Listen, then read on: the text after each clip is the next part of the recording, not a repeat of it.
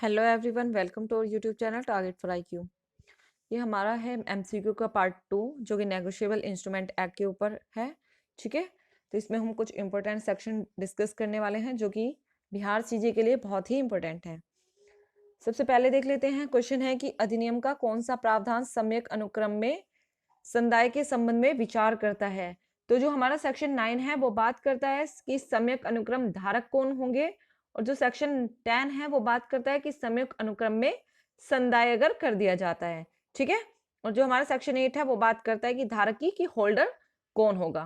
Clear है? तो हमारा क्वेश्चन है कि सम्यक अनुक्रम में संदाय के संबंध में विचार करता है, तो कौन सा सेक्शन विचार करता है? तो हमारा सेक्शन विचार करता है सेक्शन 10। ठीक है, क्योंकि सेक्शन 9 किससे रिगार्डिंग है? सम्यक अनुक्रम धारक के, और सम्यक अनुक्रम संदाय के रिगार्डिंग है सेक्शन 10। ओके, इसके बाद है कि प्रक्राम में लिखित अधिनियम 1881 की धारा 13 के अनुसार इनमें से कौन प्रक्राम में लिखित नहीं है। तो जो सेक्शन 13 है वो बात करता है कि नेगोशिएबल इंस्ट्रूमेंट कौन कौन से जो इंस्ट्रूमेंट है वो नेगोशिएबल इंस्ट्रूमेंट है।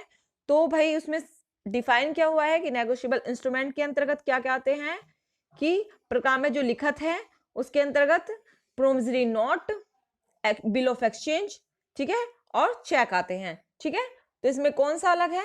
इसमें है भाई ऋण का लिखित तो नहीं आती है, बिल्कुल नहीं आती है, क्योंकि वचन पत्र, विनिमय पत्र और चेक आते हैं, ना कि ऋण की लिखित आती है। तो हमारा आंसर होगा ए। कहते हैं कि अंत्यदेशीय लिखित की मुख्य अपेक्षाएं क्या होंगी।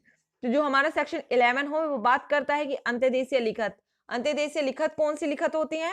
जो कि भारत के अंदर लिखी गई हैं। ठीक है, जो भारत के अंतर्गत लिखी गई है वो अंत्यदेशीय लिखित मानी जाएंगी, और जो भारत के बाहर लिखी गई है वो विदेशी लिखित मानी जाएंगी। सेक्शन 11 में डिफाइन किया गया है अंत्यदेशीय लिखित को, और सेक्शन 12 में बताया गया है विदेशी लिखित के बारे में। ठीक है, तो ये कहता है कि अंत्यदेशीय लिखित की मुख्य अपेक्षाएं क्या है। तो सबसे पहली तो है ही भारत में दिया गया होना चाहिए, बिल्कुल, क्योंकि भारत के अंदर लिखा गया होना चाहिए। फिर कहता है भारत में निवासी किसी व्यक्ति पर लिखा गया हो, भारत में लिखा गया हो तो, और ऑल ऑफ द अबव। तो हमारी ये चारों कंडीशन, तीनों कंडीशन फुलफिल होनी चाहिए। कहता है कि ऐसी लिखित को विदेशी लिखित माना गया है। फर्स्टली कि जो भारत में दे ना हो, जो भारत में लिखी ना गई हो। उपरोक्त दोनों कंडीशन फुलफिल होनी चाहिए, क्योंकि मैंने आपको भी बताया कि सेक्शन 12 में विदेशी लिखित के बारे में बताया गया। ऐसी लिखित जो भारत से बाहर दे हो या भारत के बाहर लिखी गई हो वो विदेशी लिखित है। भारत के अंदर लिखी गई लिखते क्या है? अंत्यदेशीय लिखित है। इसके बाद है कि भारत में लिखित और दे किया गया वचन पत्र, विनिमय पत्र या चेक क्या कहलाता है? तो भाई हमारा अंत्यदेशीय लिखित कहलाता है। आंसर है हमारा सी। कहता है कि प्रक्राम में लिखित से अभिप्राय है, प्रक्राम में लिखित नेगोशिएबल इंस्ट्रूमेंट एक्ट के अंतर्गत नेगोशिएबल इंस्ट्रूमेंट, ठीक है, प्रक्राम में लिखित कौन सी है? तो कौन कौन सी है? आदेश अनुसार या वाहक को दे केवल वचन पत्र, वचन पत्र तो है भाई। फिर कहता है आदेश अनुसार या वाहक को दे केवल विनिमय पत्र भी है। फिर कहता है दे केवल चेक भी है। तो प्रक्राम में लिखित जो है सेक्शन 13 में उसमें बता दिया गया है कि प्रक्राम में लिखित के अंतर्गत वचन पत्र, विनिमय पत्र और चेक तीनों चीजें आती हैं। तो हमारा आंसर होगा डी। ऑब्वियसली इसमें दिया होगा ऑल ऑफ द अबव। अच्छा, इसमें तो इसने तीनों ही फिर एक साथ बता दी कि आदेश के अनुसार वाहक को दे वचन पत्र, विनिमय पत्र या चेक प्रक्राम में लिखित के अंतर्गत आते हैं। क्वेश्चन है कि प्रक्राम में लिखित अधिनियम की कौन सी धारा प्रक्राम में लिखित से को परिभाषित करती है? तो मैं आपको बार बार बता रही हूँ सेक्शन 13 ये बहुत इंपॉर्टेंट सेक्शन है, और हमेशा एग्जाम में पूछ लिया जाता है कि प्रक्राम में लिखित को कहां पर डिफाइन किया गया है। फिर है सत प्रक्राम में लिखित को प्रक्राम में विलेख अधिनियम के अंतर्गत परिभाषित कहां किया गया है? सेक्शन 13 में किया गया है। क्वेश्चन है कि विधिमान्य पृष्ठांकन की शर्तें क्या होती हैं? विधिमान्य पृष्ठांकन, पृष्ठांकन कहां पर दिया गया है? एंडोर्समेंट की बात कहां पर की गई है? तो ये जो बात की गई है वो बात की गई है सेक्शन 15 में। ठीक है, तो विधिमान्य पृष्ठांकन की कौन कौन सी शर्तें हैं? पृष्ठांकन को हस्ताक्षरित होना चाहिए, बिल्कुल होना चाहिए। कह रहा पृष्ठांकन के पश्चात लिखित का प्रदान किया जाना, पृष्ठांकन प्राधिकृत व्यक्ति द्वारा किया जाना, है ना। तो ये क्या है? तो ये जो कहता है सेक्शन 15 जो पृष्ठांकन की बात कहता है कि जबकि प्रक्राम में लिखित का रचयिता या धारक ऐसे रचयिता के रूप में हस्ताक्षर करने से अन्यथा प्रक्रामण के प्रयोजन के लिए उसके पृष्ठ पर या मुख पर या उसके आबद्ध कागज की पर्ची पर हस्ताक्षर कर देता है, या प्रक्राम में लिखित के रूप में पूर्ति किए जाने के लिए आश्रित स्टाम्प पत्र पर उसी प्रयोजन के लिए ऐसे हस्ताक्षर करता है, तब ये माना जाता है कि वह उसे प्रश्नांकित करता है। ठीक है, प्रश्नांकन करने वाला क्या कहलाता है? प्रश्नांकक कहलाता है। क्लियर है? तो भाई प्रश्नांकन के लिए क्या होना चाहिए? उसके लिए हस्ताक्षर होने चाहिए, सिग्नेचर होना चाहिए। Answer A. कहता है निरंक प्रश्नांकन उसे कहते हैं। निरंक प्रश्नांकन कौन सा होता है? जहां पर उसने सिर्फ क्या कर दिया है भाई? उसने सिर्फ अपना नाम लिख दिया है ना? यदि प्रश्नांकन में केवल अपना नाम हस्ताक्षरित किया जाता है तो उसे क्या कहा जाता है? निरंक प्रश्नांकन कहा जाता है। ठीक है, और अगर उसमें कोई रकम दी जानी है, उसे भी साथ में लिख दिया, उसे भी जोड़ दिया, निर्देश दे दिया कि कैसे ये जो लिखत है, ये पेमेंट जो है वो करनी है, अगर उसे भी फुलफिल कर देते हैं तो वो क्या कहलाता है? वो पूर्ण प्रश्नांकन कहलाता है। और अगर खाली सिग्नेचर किए हैं तो वो क्या कहलाएगा? निरंक प्रश्नांकन कहलाएगा। ठीक है, तो निरंक प्रश्नांकन क्या है? कि वहां पर केवल अपना हस्ताक्षर करता है वो। ठीक है, आंसर ए। और कहां पर बताया गया है? सेक्शन 16 में बताया गया है। निरंक प्रश्नांकन का पूर्ण प्रश्नांकन में क्या हो सकता है? संपरिवर्तन हो सकता है। पहले सिग्नेचर कर दिए और उसके बाद में फुलफिल कर दी डिटेल्स कि भाई इतने पैसे आपको देने हैं, आदेश के अनुसार देने हैं, कौन आदेश देगा इसके बारे में अगर वो बता देता है तो वो क्या हो जाएगा? वो पूर्ण प्रश्नांकन में चेंज हो जाएगा। ठीक है, देखिए भाई उसके बाद में क्वेश्चन है कि लोक अवकाश दिन से तात्पर्य है कि भाई जो लोक अवकाश का दिन माना जाएगा वो कौन सा दिन माना जाएगा। ठीक है, तो ये कहता है कि ऐसा कोई भी अन्य दिन जिसे केंद्र सरकार लोक अवकाश घोषित करे तो वो क्या होगा? वो तो भाई लोक अवकाश का दिन होएगा, है ना?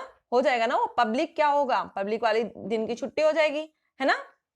तो एक तो होता है हमारा संडे, कि संडे को क्या माना जाता है? लोक अवकाश माना जाता है। ठीक है, या फिर कोई ऐसा दिन जिसे केंद्र सरकार अधिनियम में लोक अवकाश घोषित करे। ये बात कहां पर की गई है? बात की गई है सेक्शन 25 में। ओके, सेक्शन 25 में बात कही गई है कि लोक अवकाश का कौन सा होगा।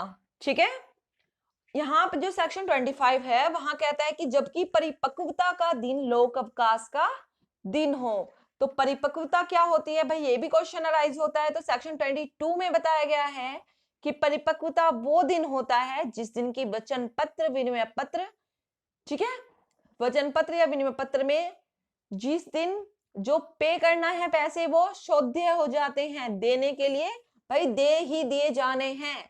ठीक है, तो वो डे क्या माना जाता है? परिपक्वता का डे माना जाता है। और परिपक्वता का डे कौन सा होता है? जिस दिन विनिमय पत्र दिया गया है या जिस दिन वचन पत्र दिया गया है, तो उससे जो थर्ड डे होता है वो परिपक्वता का डे माना जाता है। क्लियर है? तो लोक अवकाश दिन से कौन कौन से दिन हैं? रविवार और ऐसा दिन जिसे केंद्र सरकार अधिनियम में सूचित कर दे, मतलब अधिसूचना द्वारा सूचित कर दे। ओके, क्वेश्चन है प्रकाम में विलेख के भुगतान के लिए युक्त समय का निर्धारण करते समय किसे अपवर्जित कर देंगे? हम उस दिन को अपवर्जित कर देंगे जो कि सार्वजनिक अवकाश होगा। तो हमारा आंसर होगा ए। ठीक है, क्वेश्चन है कि शब्दावली इलेक्ट्रॉनिक प्रारूप से एक चेक को प्रकाम में लिखित अधिनियम 1881 की इस धारा में परिभाषित किया गया है। तो क्या गया है वो? धारा 6 के स्पष्टीकरण 1A में। सेक्शन 6 में किसे डिफाइन किया गया है? चेक को किया गया है। सेक्शन 4 में वचन पत्र को, सेक्शन 5 में विनिमय पत्र को, और सेक्शन 6 में किसे किया गया है भाई? सेक्शन 6 में याद रखना है हमें, चेक को किया गया, और चेक के अंतर्गत इलेक्ट्रॉनिक चेक भी आते हैं। ओके, क्लियर है? चलिए नेक्स्ट क्वेश्चन देख लेते हैं कि इलेक्ट्रॉनिक रूप में चेक और विकृत चेक को कब से जोड़ा गया है? तो ये जोड़ा गया है संशोधन करके 2002 में। क्वेश्चन है कि यदि किसी भी विनिमय पत्र के संयुक्त निष्पादक है, मतलब ज्वाइंट क्या है भाई? एग्जीक्यूटर है, तो किसी प्रतिकूल संविदा के अभाव में उनका दायित्व क्या होता है? संयुक्त और पृथक पृथक दोनों ही दायित्व होंगे। कहता है किसी खोई हुई वस्तु का लिखत के धारक का अधिकार क्या होता है? उसकी दूसरी प्रति पाने का होता है। आंसर हमारा बी। इसके बाद है क्वेश्चन कि परिदान हो सकता है। परिदान कैसे हो सकता है? या तो आणविक होगा और या फिर वास्तविक होता है, दोनों प्रकार से हो सकता है। कहता प्रतिफल के अभाव या निष्फलता की दशा में प्रकाम में लिखित संदाय से संबंधित दायित्व क्या करती है? उत्पन्न नहीं करती। कि अगर जहां पर कंसिडरेशन का अभाव है या फिर कंसिडरेशन निष्फल है वहां पर ऐसी दशा में प्रक्राम्य लिखत संदाय से संबंधित दायित्व को उत्पन्न नहीं करती है। फिर कहता है प्रक्राम्य लिखत को पृष्ठांकन दायित्व रहित यह शब्द जोड़कर अपना नाम हस्ताक्षरित करता है। इस पृष्ठांकन के आधार यह है कि वह कोई दायित्व उपगत नहीं करता। उसने पहले ही बता दिया कि मेरे ऊपर भाई कोई लायबिलिटी नहीं है, दायित्व रहित है ये, तो वहां पर उसके ऊपर कोई भी दायित्व उपगत नहीं करता है। इसके बाद है कि मृतक द्वारा पृष्ठांकित लिखत का विधिक प्रतिनिधि प्रक्रामित नहीं कर सकते। कैसे नहीं कर सकते? केवल परिधान करके तुम उसे प्रक्रामण नहीं करा सकते, ठीक है। एंडोर्स अगर तुम खाली क्या कर देते हो भाई, एंडोर्स कर देते हो, है ना, तो उसे तुम भाई उसका प्रक्रामण नहीं करा सकते। और प्रक्रामण के बारे में प्रावधान है सेक्शन 14 में, याद रखना है। उपस्थापन कब किया जा सकता है? तो कहता है कि उपस्थापन जब तुम्हें अगर कोई विनिमय पत्र है, कोई चेक है या कोई वचन पत्र है, अगर उसे तुम्हें किसी को उपस्थित करना है, देना है, तो कब दोगे आप? कारोबार के समय में दोगे। कह रहा है प्रतिग्रहण के लिए उपस्थापन कौन कर सकता है? रिसीविंग के लिए, एक्सेप्ट करने के लिए तो कौन कर सकता है? जो प्रतिग्रहण की मांग करने के लिए हकदार होगा वही उसका क्या कर सकता है? उपस्थापन कर सकता है। ओके, ये थे हमारे कुछ इंपोर्टेंट एनआई एक्ट के एमसीक्यू। आप अच्छे से वीडियो 2-3 बार देख लीजिएगा, बहुत मोस्ट इंपोर्टेंट क्वेश्चन है, ठीक है। अपने नेक्स्ट लेक्चर में इसके जो बचे हुए एमसीक्यू है मैं उन्हें भी आपको डिस्कस करा दूंगी, कंप्लीट करा दूंगी, ठीक है। Thank you so much. Video अच्छी लगे तो लाइक कीजिएगा, कमेंट करके जरूर बताइएगा कि आपको वीडियो कैसी लगी। Thank you.